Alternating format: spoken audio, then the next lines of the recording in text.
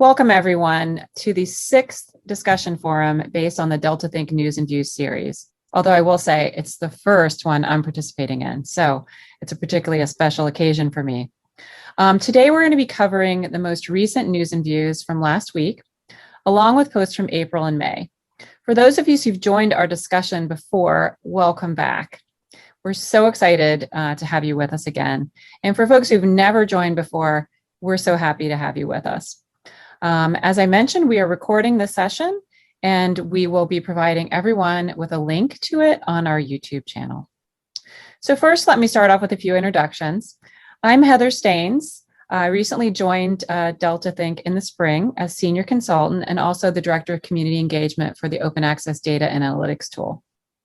I'll be introducing and moderating the session today. And with me are my colleagues and News and Views authors, Ann Michael, founder and CEO of Delta Think, and Dan Pollock, our Chief Digital Officer at Delta Think. And along with Dan, he is the architect of the Delta Think Open Access Data and Analytics tool. So if you've joined us before, you know we want these forums to be very interactive with lots of questions and participation from you all. So I hope you're ready for that type of a discussion. A few logistics before we begin. If you have a question, we would ask you please put it in the Q&A tool within Zoom. That will help us keep track of the questions, particularly the ones that we've answered and the ones that are outstanding. We'll first have some opening remarks from Ann and Dan. Then we'll go into questions and an open discussion. And again, I can't stress more that we want this to be really informal. So we've scheduled an hour today, but if we finish before that, we finish. And if we do end up with questions we haven't had a chance to answer, we will get to you after the session with answers to those questions. So thanks again for joining, and I will stop sharing and I will hand over first to Ann. Hi, everyone. Good morning, good afternoon, or hope you're having a fine day wherever you are and whatever time it is. So, we like to start these sessions talking a little bit about why this subject. And in some ways, it's pretty obvious. So when you think about the 3 news and views that Heather discussed, they were about the effect of Plan S on article volume, on market size, and then diving a little bit more into transformative journals. And we have done some analysis on the impact of Plan S in the past. So it was definitely time to update that. But also, it's really been interesting to watch as Plan S has gotten feedback and altered some things. So for example, transformative agreements were one path to compliance, but now transformative journals are a different path. And I think that's because the folks at Coalition S probably heard the feedback from very small or independent publishers that they were never going to get the attention of folks to be making transformative deals, and they needed a path for compliance as well. And then you have the rights retention strategy, which we don't actually discuss in the news and views, but that's another path to allow an author to retain their rights of their author accepted manuscript and to have it posted in a repository, zero embargo under CC BY, and have that be a compliant route, at least for a certain period of time.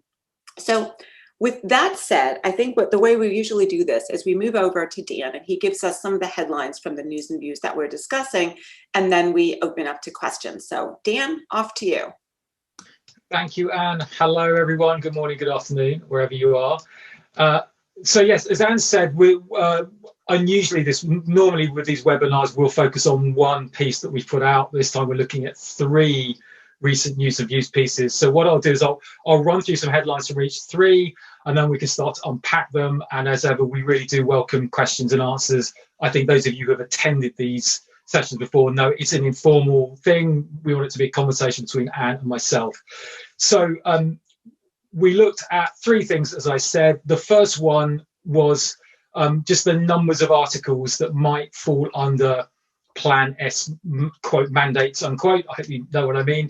And one of the triggers was with the commencement of January this year. That's when a number of funders really started enacting Plan S and attaching those conditions to their funding. So that's partly what drove the timing of this.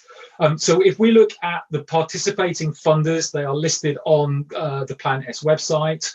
And notice they may be different to the original signatories. So the signatures had some statements of intent. We then have some funders that are pushing ahead with this. If we looked at the actual funders and analysed the number of articles that they were responsible for, we estimate that they account for around about 5.2% of global scholarly output. So around 5.2% of global scholarly output would fall under Plan S mandates. I do here at this point want to give a thank you to Claravert, who supplies some of the data to help us unpack all that and count all those numbers. So we got that 5% of volume, and then the second piece we put out wanted to translate that into value. So what is the market value? What we mean by that is revenue coming into publishers or monies being spent by institutions or people paying for content. That could either be paying for subscription content or paying for publication services. So that market value, we wanted to model that. And basically what we found over the years is, if you look at the average revenue generated per article, it tends to be lower for open access articles compared with subscription articles. So essentially the way we model this is to say, if you assume there's a shifting balance of output from subscription to fully open, then you would expect the overall market value to change as people are essentially paying less per unit. So we modeled out a few scenarios to see what would happen. Now it's worth noting, number one, open access is continuing to grow faster than the overall market, and of course with Plan S coming into effect, we would expect it to accelerate the growth of open access to a degree. That's part of our 5.2% modelling. But do remember too that the total volume of scholarly articles continues to grow. So as open access grows, it doesn't necessarily mean subscriptions stop. It means everything's growing because there's just more demand across the system. So one of our scenarios was simply to assume that, let's suppose basically subscription revenues and values hold because there's kind of more stuff being published anyway, but you also get an increasing amount of open access on top of that. And you then find that that Plan S effect could have a slightly additive effect to the market. It could increase the total market value by about 1/4% over the long term, about a 5-year time horizon or so. However, second scenario, if publishers start to offset their subscription prices, so reduce subscription prices to take account for the increased proportion of open access, that's when this cheaper per unit price comes into effect. And we could actually find that the overall market starts to shift down in value over the long term by around about 2.8% is what our models would suggest. We also modeled a situation where compliance by Plan S was solely via the repository route. So in actual fact, subscription continue, authors are depositing, let's say, authors accepted manuscripts into repositories under open licenses. We understand that's a route to compliance. And our assumption there was because there was a relatively small proportion of open access in the market, that 5.2%, that wouldn't lead to some massive collapse in subscriptions. And so we think in that kind of so-called green route of compliance, the effect would be about a 0.8% reduction in total market value. So I've given you 3 headline numbers there, depending on the assumptions you use in the scenarios. And that's what our second piece was unpacking. And then finally, we looked at Transformative Journals. As Anne said, they are sort of a relatively new kid on the block. And we did actually reach out to some of the folks at Coalition S, so we'd like to thank them for providing their input on that. And we just really wanted to unpack a couple of things. Number one, just to explain what the models, the targets mean, because different organizations use different nomenclatures. I'm not suggesting there's a right or wrong, just different people understand different things. So our understanding is that there are 2 targets that a journal needs to meet in order for it to be considered a transformative journal, and we're looking at the proportion of its output that's open access, an absolute target, which is about adding 5 percentage points per year. So if 5% of its output is open access in year 1, year 2 it needs to be 10, year 3 15, and so on. So that's the absolute target. And then the relative target is a multiplication factor. So it needs to increase the number of open access articles by 15% each year. So if it was 100 open access articles in year 1, then that's going to go by 15% in year 2 to 115, and so on, and it gets to 132 because it compounds up. So those are 2 targets, and the highest, the greatest level of open access proportion is used as the threshold for it to meet transformative journal status. And so what we did was, based on those rules, we can model out the targets and say, what do the dynamics look like? And essentially, for journals with a very small amount of open access content, the absolute target, the 5%, are really the driver. Those are the ones they have to meet. But that once they hit about 40% of their output as being open access, just the way the arithmetic works is they seem to cross a threshold, and then it's the relative targets that are the ones to beat. And then what we also did is we looked at the transformative journals listed on Coalition S's website, and we looked at how they did over the previous 3 years, just to give us a sense of how these targets sit against sort of reality, as it were. Really the takeaways there was, number one, if you look at these journals historically, they're growing at about, on average, half the rate needed. So half the open access growth rate needed to meet transformative journal targets. And there are a couple of nuances within that. Around about 2/3 of the journals had met a transformative journal target for at least one of the previous 3 years. So that suggests there is some momentum there. And the other headline is around about 2/3 of those titles had less than 20% of their output as open access. Now, bearing in mind, the whole point of Plan S is to encourage a move to open access output. If you're a journal with less than 20% open access output, and you add 5 percentage points each year over the next 3 years, you'll still be under 1/3 of your output that's open access come 2024. And 2024 is the time at which Plan S have indicated they will withdraw support for these transformative journals and indeed transformative arrangements. So that sort of suggests that there may be an undershooting of targets in a few years' time. And that's very much what our analysis found. So I've thrown out a bunch of stuff there and given you a few headlines. I'm going to hand the floor back to Anne, and maybe Heather will come in if there's some questions. Thanks so much, Dan. That's a lot to process. And I'll say, I forgot to mention, we've got one of our biggest groups ever on today. So I'm going to have quite the juggling task. So we do have some questions. First, I want to start with a question that came in via the chat. Although that's not directly following the rules, I think it's a good question to kick off on. So what happens if a transformative journal doesn't meet targets? If after 2024, they're not flipped, the publisher says, oh, my bad, this journal isn't really transformative, but we're happy that Coalition S funder paid for the past 4 years. Kind of what happens at that point? I'll leap in first. Yeah, so essentially come 2024, imagine that your journal is now, I don't know, 40% compliant and not growing. I think as a publisher, you then really have a choice. Either A, do you choose to, if you like, proactively flip that journal to be a fully open journal, thereby coming into compliance with Plan S? But that's a tough decision because a minority of its content is fully open. Number two, you say, well, actually, we're happy with things as they are. And in that point, the only route for compliance will be for authors to use an alternative route. So typically depositing the author's accepted manuscript or version of record under a CC BY license in a repository. So the so-called sort of green route to compliance. And if the journal's happy with that, then that does offer the author a compliance route. Or thirdly, the journal says, actually, we have experimented with this. We're maybe not happy with the way things have gone. We are no longer choosing to offer a Plan S compliant route for that journal. That's, of course, a decision the publisher may choose to take. And at that point, I think the practical effect would be they would put submissions from Plan S funded authors at risk, because of course the authors won't have a compliant route within that journal. So essentially, the decision will come down to what the publisher thinks is most appropriate for that particular journal, given the history that's gone into it, of course. So Dan, there's not much to add to that, but yeah. What I would say is I would not necessarily, I think it's kind of amusing, the question kind of assumes a motivation here. And the reality is it's just a question of, as you said, Dan, what the activities are, what's happened.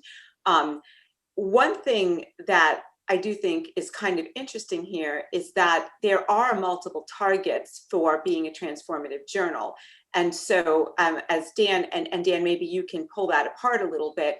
So there are guideposts along the way. And if the journal has really truly been going a transformative route or hitting the targets for the transformative numbers, but just haven't gotten to the point where it is worth it for them to flip, personally, it'll be curious for me to see what happens in 2024. Because I think one thing we have seen is that while the folks at Coalition S and Plan S have definitely put out specific guidelines, and they certainly want people, I would assume, to adhere to those guidelines and move forward, I think if a journal is showing good faith and is close and isn't there yet, I wouldn't be surprised if something happens towards 2024 that makes that process perhaps even a little more flexible for that journal. Yeah, and I mean, I believe funders ultimately have discretion. They they can choose to make exceptions, in my understanding. But yeah, I think you're right, and it would be down to the Coalition S votes. I've just noticed in the chat people are saying that I blew through the numbers rather quickly, so I'll just repeat them as they are tricky. So firstly, we talked about the targets. So this is the definition, or to meet transformative journal status, as it were, you need to meet the higher of two targets. The absolute target is to increase the proportion of your open access output by 5 percentage points each year. So that's adding 5% to the percent of open access output. That's the so-called absolute target. And then the relative target is to increase the number of open access articles by 15% each year, year on year. So those are the targets. What we then did is if you put those targets in a spreadsheet and play around with some numbers, because there's two of them, you want to know which is the one you got to meet, which is the one that's the most challenging. So that was the 40% threshold. If below 40% of your content is open access, then the more challenging target, the one you have to meet transformative journal status, is the 5% each year, absolute one. And then as your proportion of open access output increases above 40% of the journal's output, it's the relative targets that become more challenging. So it gives an insight into the sort of dynamics of how the numbers work when you're trying to assess these things. And then we talked about there's 2,000 or so, I think, journals that are transformative journals. I think I remember that number correctly. So we looked at those and said, well, actually, so how are they doing over the last 3 years compared with these targets? And we found that if you looked at their average growth rates in terms of proportion of open access, they're growing at roughly half the rate of those transformative journal targets. So to put it kind of crudely, instead of hitting the 5%, they're going at 2.5%, that kind of notion. But that there are some nuances in that. So we are talking about averages, which I dare say we'll get into unpicking. But that if you look at all of those journals, around about 2/3 of the journals, so 2/3 of the 2,000 or so, met or exceeded those transformative journal targets for at least 1 year in the past 3. So it's not as though they're not growing open access output. And of course, as the publishers make the commitment to transformative journals, it seems commonsensical that the publishers will promote open access and endeavour to accelerate the uptake of open access, because that's the point of a transformative journal, right? It's to try and transform its business model. So the sort of the track record of journals not meeting the growth targets is very much looking at historical data. And as your financial advisor will always tell you, or at least should tell you, past performance is not necessarily a guide to future performance. And then finally, I threw out a number about the relatively small proportion of open access output across the transformative journals. So we reckon around about 2/3 of the journals that are currently listed as being transformative, around 2/3 of them, have less than 20% of their output being open access. So what that means is, as we come towards the end of 2024, which, thank you, one of the comments reminded me, support for transformative journals is due to expire at the end of 2024. So if you're studying a very low proportion of open access now, you can bust through all the transformative journal targets, but come the end of 2024, you've still got a relatively small proportion of your output that's open access. And that gets us back to that question of then, okay, so what might you do when the support is withdrawn? Well, you've now got a journal that's perhaps neither fish nor fowl if you look at it from a particular perspective, and therefore you'll need to take some decisions as the publisher as to where you want to take that journal in future. One other target I didn't mention, but it is part of the rules, is if you can get a journal that's 75% open access output, then the transformative journal rules suggest you must flip it to being fully open access. I would suggest that becomes a much easier decision with that level of open access in a journal. I'd imagine once you hit 75% to all practical intents and purposes, it's an open access journal. I would suggest some publishers might shout at me for that. But, well, Dan, honestly, I can't imagine a librarian out there, and please speak up if you are out there and disagree, would be willing to pay a subscription for a journal. Yeah, there would be a hell of a content in the 25% left to justify it. So I hope that answers questions about the transformative journal numbers. It's actually one of the reasons we did this piece, because it just sort of takes a couple of goes to go through it and lay them all out. And I do know there are some people from Coalition S on the call, so if I have something wrong, please let me know in the comments, and I do extend my apologies in advance. Yeah, and just there's been one more more of a comment that came into the Q&A, just to clarify. Dan, the guideline is, you're not free to pick and choose from the guidelines for Plan S. The guideline is whichever target results in the higher number of OA articles is the target to achieve. And I think that you touched on it a little bit, but it was a lot of information. But I think you're saying that one target becomes maybe more important to keep an eye on than the other. It's always the higher target. Yeah. And the point is, below 40%, the higher target is the absolute one. Above 40%, the higher target is the relative one. So absolutely right. In order to hit compliance, you need to really know which target you're going to be promoting, or measuring rather, as a publisher. And that's why we wanted to do that analysis in the piece, just so you were aware there are the two targets, but always aim for the higher one, and here are where you can find a higher one in various situations. Dan, it's actually kind of an interesting scheme, just thinking about it from a purely analytical perspective. I think it's actually fairly well put together to achieve its objective, to say, well, if you're in this state, this is the one that's going to be the higher value, the harder one, if you will, for you to, but once you get to a certain point, this other one does. So it's kind of like they really thought about the gamut of where people might be, and which would be the more critical numbers. So I absolutely agree. And I think they've thought about how you keep the momentum of change up, because that's one thing with the way the arithmetic works.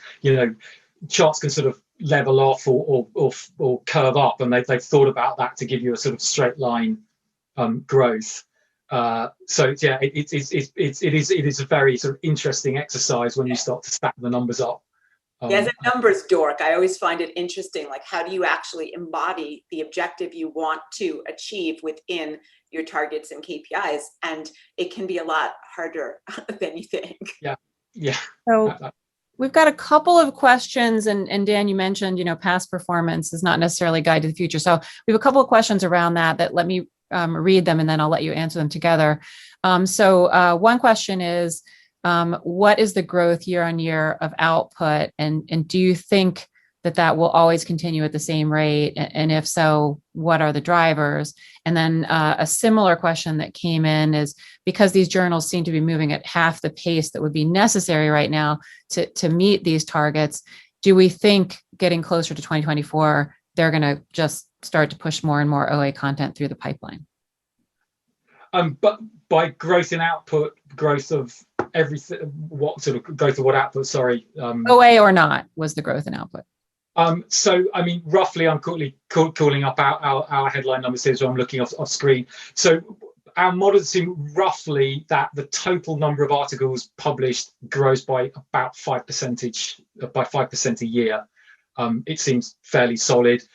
That number can vary depending on what you include. So if you look at everything that may not be in index journals and frankly could be slight junk, then that number will be higher. If you look at the growth of the really big indexes, the Web of Sciences, the Scopuses, and so forth, then those numbers will be slightly lower because, of course, the indexes are looking at a curated subset. So we take roughly 5% growth per year as a sort of the overall growth. If you then look at the growth of open access articles, that's kind of looking at about 15-ish% per year. So the number of open access articles is growing faster than the total articles overall. So that means open access is increasing share of total output over time. But we think the growth in open access is slowing. So that 15% will slow to 14 or 13% and so on as years go on, based on current trends. And quite often you see that's the case with change, that often things grow very quickly from a small beginning, and then as they take up more and more, growth starts to level off. I think we're seeing the beginning of that phenomenon with open access. So I hope that covers the growth question. In terms of the question of what do we think will happen as things approach 2024, that was my sort of lame joke about past guide and future performance. All of these models rely on arithmetic. We take trends and we draw lines of best fit and so forth. And of course, that's just maths, or math if you're the other side of the Atlantic. It doesn't actually explain the behavior in the real world.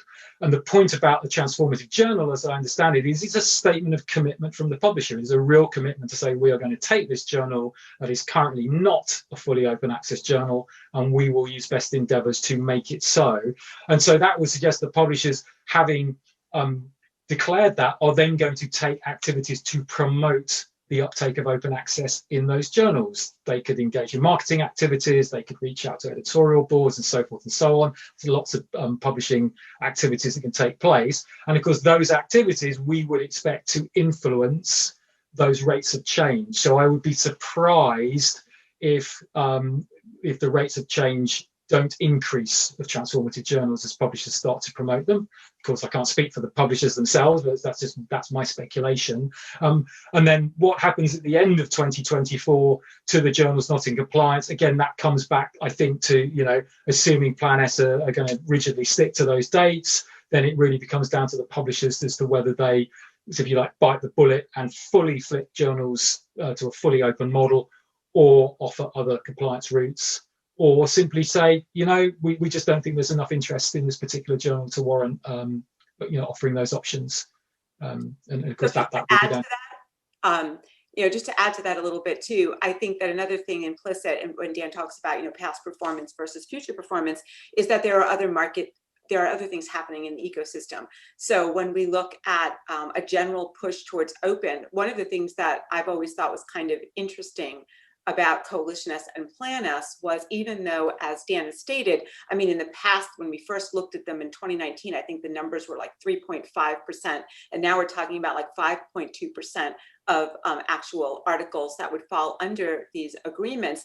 What they did in many ways was punch way above their weight. Now, whether that's because some might argue that publishers got scared and nervous and reactive without actually looking at their own data, or whether it was because things like COVID came along and the value of open started to show itself in other areas, I do believe that we may not see the smooth curves that we're talking about. Now, we have no way of predicting what the impact of a sentiment that moves towards open would have on these numbers, but I do think it's fair to say that there are other factors. On the consulting side, we talk to publishers all the time, and mostly commercials, but a lot of society publishers too. So, and the society publishers especially, and even a couple of the commercials and a couple that are coming to mind, another not-for-profit, they're saying things like, open is the direction of travel. We're only going to launch open journals. We want to stimulate the amount of open. How can we educate researchers, even in markets where open isn't what the customer is pushing them for? So I do believe that there is this level of activity and interest around open that has seemed to grow disproportionate to the impact that Plan S funders have on the overall population of articles. Yeah, there seems the conversation. I mean, my take of Plan S, and I'm going to back up slightly. I took a quote break from scholarly publishing for a few years, around sort of 2013 through 2016. I worked for a legal publisher, and when I came back into the scholarly publishing industry, it's very interesting when you have like a lengthy break of time. Gradual changes are suddenly thrown into sharp relief. It's a bit like seeing a young relative for the first time in 3 or 4 years. They've shot up, but when you live with them day to day, you don't see them growing every day. And my perception was there'd been a real kind of reignition of the conversation around open. I think Plan S has got to be a key part of that, but I think, Anne, you're absolutely right. It seems to be much broader than that. It's a wide topic of conversation. We're seeing other territories happening, and actually something we talked about earlier, that the headline numbers of the 5.2% is an average. Of course, that really does vary depending on your territory and your journal and so on. So, for example, the UKRI isn't part of that 5.2% because certainly at the time of writing, they were not formally part of Plan S, but the UKRI were considering their position. And of course, if you factor them in, it will have a different movement on the numbers. And then likewise, there has been quite a lot of speculation and discussion about what the US OSTP, Office of Science and Technology Policy, will do. And I believe there's now a bill wending its way through the US Congress, looking at what should be done with the outputs of US federally funded research. Now, most famously, that's the public access policy, make it available free of charge to read, but not necessarily with a reuse license on it. But again, that all has a bearing in things. And as different funders get together and go to similar conferences, of course, their policies may converge in certain areas. So I think absolutely, Anne, we can see all sorts of moving parts start to kind of coalesce. And the other thing is we tend to talk around Plan S, and part of the reason is because Plan S has actually published, here are these guidelines, here are these principles, here's how this works, here's, they've gotten more detail out there. But a funder doesn't necessarily have to sign on to Plan S or be part of Plan S or have anything to do with Plan S to start coming up with additional mandates or requirements. So it's not always just solely a function of how Plan S is growing. Yeah. So I have a question for Anne. And you guys are, this is great stuff. I know that I've got a lot I want to unpack later. So Anne, here's one. Different transformative journals may have different proportion of submissions from Plan S funders. So when you look at how the transformative journals are doing with these Plan S targets, what proportion of their growth of OA is influenced by the different proportion of Plan S articles they publish? So, and I'm looking at the question, and yes, it does make sense. The person that asked, I think this is something that we've stated all along, which is that, the average is an average. And when you start to look at different publications or different portfolios of publications, you're going to experience that average differently. So yeah, actually, it makes a whole lot of sense that if you're looking at a transformative journal, you've made that commitment and you have a higher percentage of open access already, or you have a high percentage of funders that of articles that are funded by Plan S funders or people or organizations that have similar mandates, then your impetus to move even solely from a survival and financial perspective is going to be a lot more intense than someone else's. So, and I can tell you now that, with OSTP, I did an analysis for one client, and if OSTP adopted a Plan S-like strategy, 80% of this client's dozens of journals would basically be impacted because of NIH funding. So without a doubt, it is an individual choice. Like you have to look at if you're making, and again, there are many, many reasons. I'm going to take the mission reason and just put it on the side for a second. But if you're totally looking at this from a financial perspective and you're a publisher, then you know, how quickly you must move from a financial perspective is definitely dictated by what percentage of your articles are funded by these organizations. Mission is a whole different story. So you know, and that might cause you to want to move faster than your funding makeup. Yeah.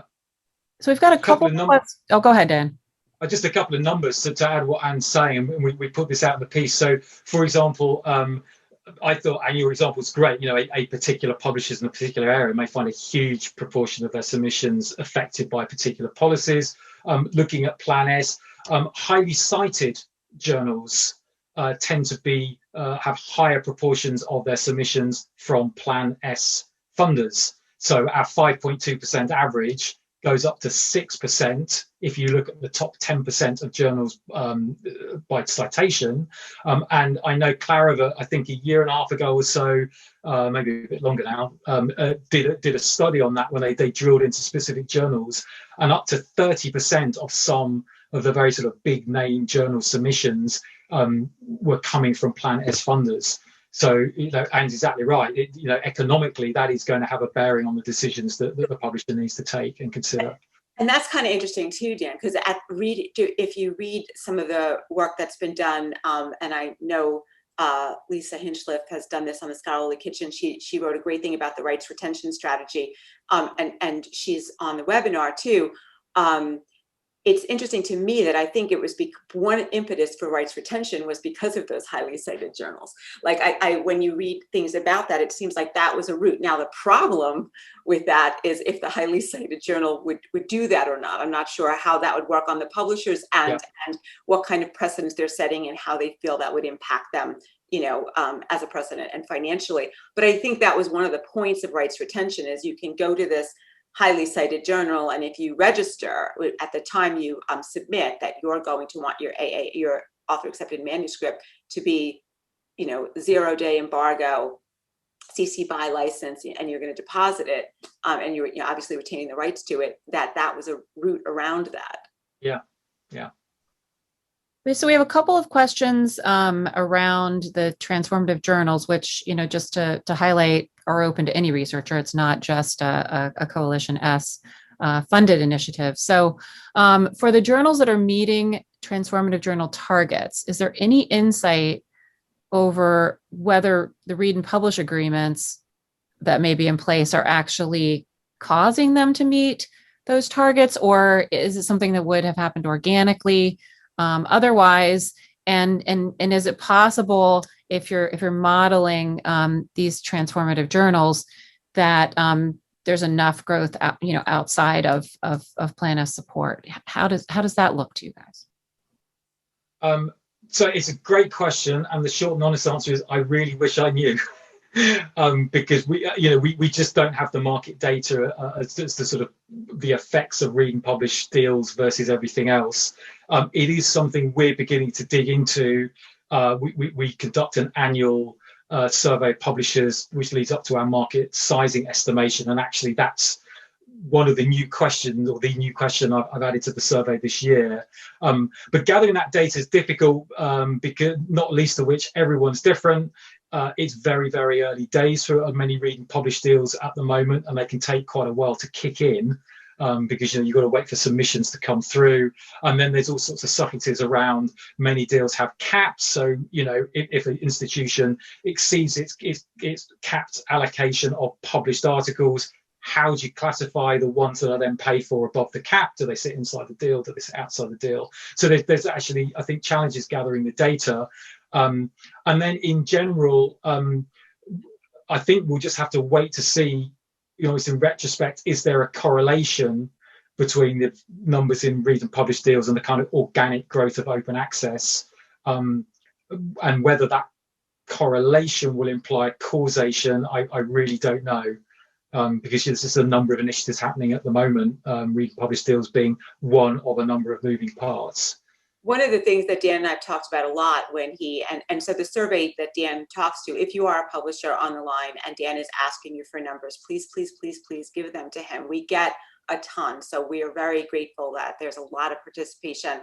All of that data is kept confidential. It is never, ever, ever shared with anyone, but it helps us to kind of understand market sizing and calibrate models to see if we're on the right track or not.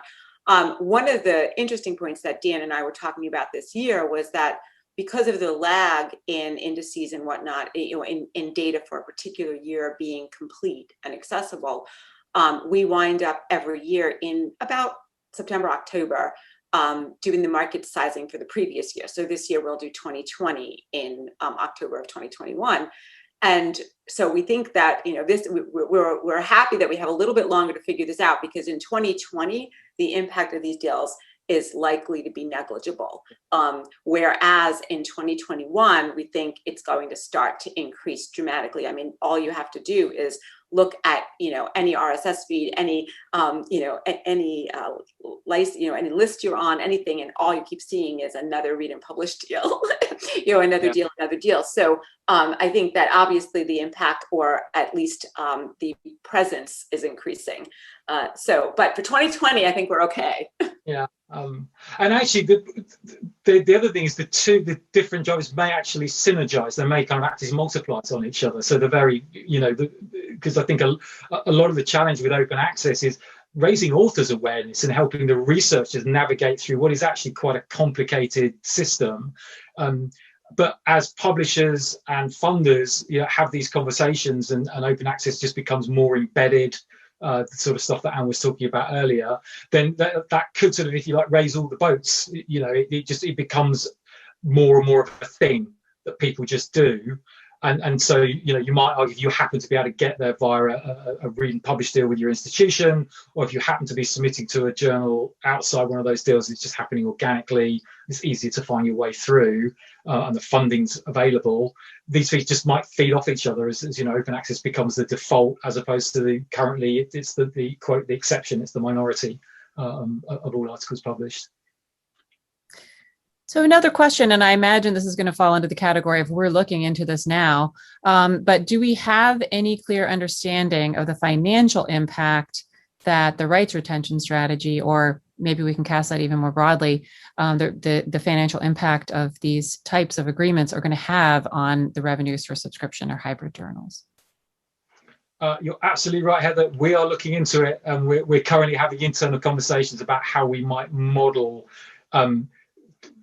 rather than say the rights retention strategy per se, we're trying just to bring it back a little bit and say, could we come out with 2 or 3 what-if scenarios to the effect, if the whole world suddenly moved to putting stuff in repositories, or, could that lead to a collapse in subscriptions or something like that? We need to work through some reasonable scenarios and then back into some models for that. So I think the short answer is, I'm sorry, I can't answer that now, but watch this space. Yeah, stay tuned.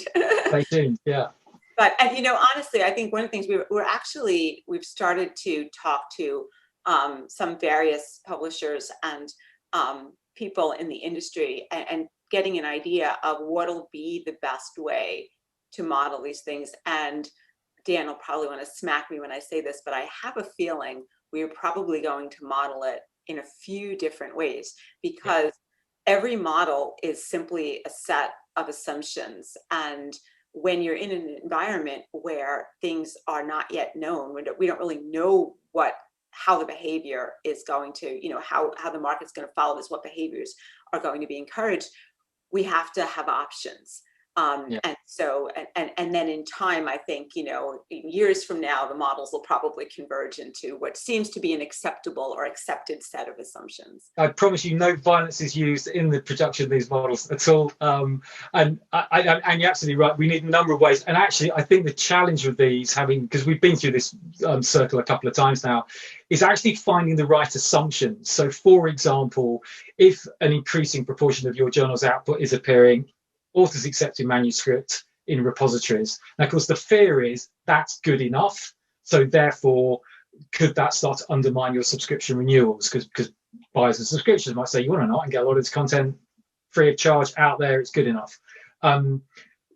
the question then is, what's the threshold? If 10% of your output is sitting in a repository, probably it's not likely to have too much effect. If 70% of your output is sitting in a repository, it's probably very likely to have an effect. So where is the kind of sweet spot in the middle? Is 40% the threshold? 50? So coming out with those thresholds are actually part of the models. And that's something that we're planning just to road test with a few publishers and other stakeholders, just to say, does that sound reasonable or outrageous? Because what we don't want to do is have to sort of contrive a model just to get the numbers to really move and give us a headline. That would be a kind of pointless model. Right. But we don't want to miss anything, and if there is. Dan, a question I have, I've been thinking about this too, is in the US, especially with public access, the idea that a manuscript, and we can leave a zero embargo aside for the moment, but the idea that a manuscript is deposited is not, that's not uncommon. What happens though? What's the difference if now that manuscript is CC BY? Like, does that make any substantive difference in the financial impact to the publisher or not? Is the fact that it was already there, pretty much people are using it the way they would use it? Yeah, and from my standpoint, I'm very interested in the degree to which this type of content in repositories is being indexed and being discoverable, and the effect that that's going to have. Well, you just hit a huge thing, Heather. I'm sorry to continue, because discoverability is huge. It doesn't matter if it's out there if nobody can find it. Yeah, sorry, Dan, I cut you off. Were you going to add something? No, that's all. Okay. I do want to step back. I know we've got a lot of folks on the call, who are from different parts of the workflow, the supply chain side of things. And, there are costs to putting these types of agreements in place and adapting workflows, such that, it's even possible. And, to the degree to which, Anne, you can kind of share, anonymously what you're hearing. How are different types of publishers affected, by trying to implement some of these agreements when it comes to systems and costs? So, and I think we actually had a little bit of this discussion in a previous webinar, just to going back to my role when I was at PLOS. It was a big thing now, and PLOS transformative agreements are different because they're already open. So that was just the idea of moving to some kind of an institutional model. With other organizations, they have the exact opposite problem. So a lot of organizations, you'll see that all of a sudden services, well, not all of a sudden, but services have sprung up for fulfillment of APCs and just dealing with this whole process. But you're right, there's workflow changes, especially as you start to get into trying to capture funding data. It's very difficult. When do you ask that? Does your manuscript tracking system ask that? Do you have to make that change? Where are you in the queue of your manuscript tracking provider to get the changes you need to your user interface? Do you capture the data? Where do you capture the data? What do you do with the data? When you're trying to put together a read and publish deal, do you have the historical data to understand what the deal actually represents between you, the publisher, and the library or consortia? Do you have an accurate understanding of clean institutions? Which institutions are part of that consortia, for example? So I think this is a great question, and it is a big impact. And just like everything else, I'm sorry to say, your mileage may vary. Some organizations may have more streamlined workflows where it's easier for them to start to incorporate some of these changes. Other organizations said, actually, we've been tinkering around with our workflow for so long now that we need to completely rationalize this and then layer these new requirements on top. And again, it isn't only workflow, it's data capture, data analysis, and the ability to really understand what impact these deals are having on you as a publisher and what you want to do the next time you might be in a negotiation like this. So I would say that this is also a reason. One thing I've seen, which is interesting, is publishers that are starting to use services, even, and a lot of times we're talking about self-published so if you're talking about a society that's self-published, that's way different than talking about a commercial publisher. And yes, that impacts the commercial publisher's workflow, but they're often in a position to make that change, and it might be painful. I don't want to minimize the pain involved, but they're usually in a position to fund the change, to make the change, to enforce the change. And smaller publishers, I think, are usually finding it a little bit harder to find the funding to do something or to change how they do things. They tend to cater to their authors, and I don't mean that in a negative way, but they tend to be more influenced by varying perceptions and feelings of their author and editorial community than larger organizations. So all of that factors into the pain and the cost and the time. Yeah, a related and follow-on question to that, Anne, and I'm not sure, what we might be hearing. I'm a historian originally. I think everybody knows that. I talk about it incessantly, and my husband's an English professor. And I will say, historians and folks in English departments are not necessarily as up, on these types of developments because they don't have funding. I mean, there's reasons why they're not. But what are we hearing about the impact on publishers or cross publisher portfolio and how that varies by subject area? So it's very interesting. So we do have clients that are in the humanities and social sciences, and you are correct. The funding is it's not as clear cut as STEM. So for all the things we talk about, most of the time our lens is really STEM, and I think the dynamics are a lot clearer and are moving towards an environment that is more conducive towards being able to fund APCs. I think one of the things that you see in environments that are not STEM is the idea to potentially consider non-APC models. So, it's very hard to ask you, a historian, to pay $3,000. And let's not even get into monographs. Okay, let's not talk about books for now. Let's just focus on journals. It's very difficult. And so I do know that, and we've had Raym Crow on one of our webinars. If you go to the YouTube channel, you could go back and you could see Raym talking about subscribe to open. And that, I think, is that, and models like that are non-APC models to fund open access so that individual authors or researchers don't have to pay APCs. I think personally that's going to be something that's going to be even more important in the humanities and social sciences. I think APCs are a real problem there. Mm-hmm.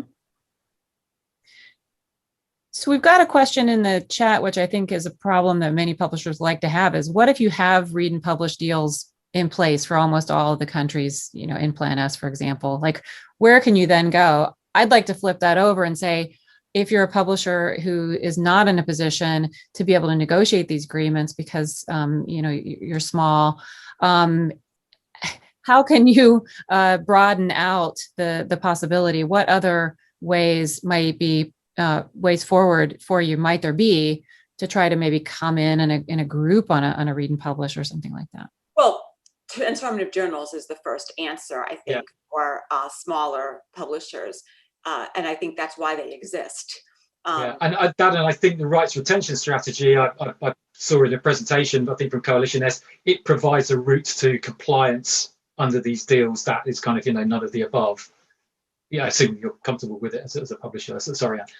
No, but I completely agree with you, Dan. I also think that it is a really interesting point to think about. A lot of folks, I think, are thinking about services and other things to offer around their published content as a way to, kind of offset what might be a revenue gap that might exist if you were a subscription and now you're going to be open access. And I think it's interesting because when you read a lot of the wording of Coalition S and Plan S stuff, a lot of it talks about fair price, and it talks about breaking down things and breaking down, and there's a structure around, what is your cost and how does this break out? And I think that one thing that publishers have started to think about is what are the services that they can offer around that. And there are services out there. A lot of publishers offer services through partners. I don't yet know, though, that anything I've seen is going to make up a substantial gap. And I think it's early days, though. I think people are going to experiment around that and see what can be done.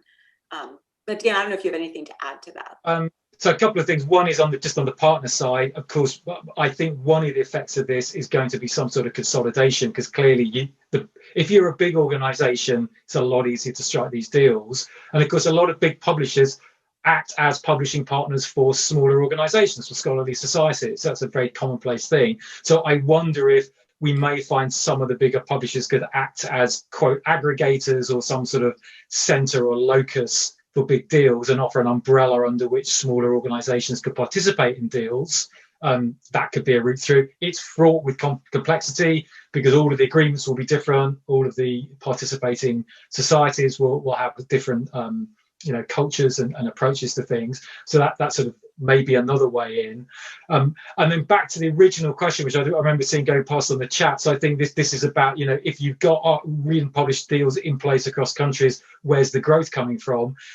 So a couple of things there. Technically, read and publish deals are put in place between publisher and institution or consortium. Now, for some countries, yes, there's largely likely to be one big consortium that, covers most of the institutions. You sign the deal and that's kind of it. But then, of course, you think of countries like the US, across Europe, there are many, many different funders and intra-national funding groups. So simply having a countrywide deal in place may only cover a fairly thin slice of that country's total output. And I think one of our earlier pieces looking at Plan S touched on that. And then secondly, remember these deals are umbrella deals. They are from a starting point. The growth, I think, then actually comes as to what happens within the deal. So a lot of these deals are about trying to maximize or increase the volume of open access from what quite often is quite a low starting point. So just having the deal in place is quite often the starting point then for a series of activities that could start to grow the adoption of open access. And back to the transformative journal targets again, it's a path to transformation. So just because you've declared your journal to be transformative here in 2021, there's still a lot of work to do in the following few years to grow that open access output. So I think the idea is the growth will be driven by the deals rather than the deals lock out growth, if that makes sense. Yeah, thanks. Very helpful. I think we've run through most of the questions, and I did want to draw attention to the resources that have been included in the chat. Thanks for folks who've been participating there, particularly the news that JISC has negotiated on behalf of a number of small publishers. So that's excellent, and I definitely want to look into that further.